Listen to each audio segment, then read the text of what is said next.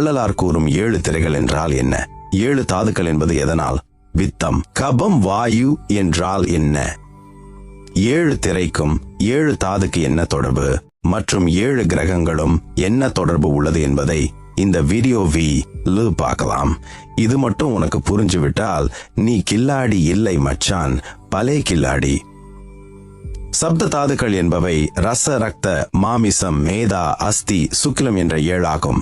1 கருப்பு திரை மாயாசக்தி, 2 நீலத்திரை கிரியாசக்தி, 3 பச்சை திரை பராசக்தி, 4 சிவப்பு திரை இச்சாசக்தி, 5 பொன்மை திரை ஞான சக்தி, 6 வெண்மை திரை ஆதிசக்தி, 7 கலப்பு திரை சிற்சக்தி ஆகிய இந்த 7 திரைகள் விலகினால் ஆன்மா தரிசனம் கிடைக்கும்.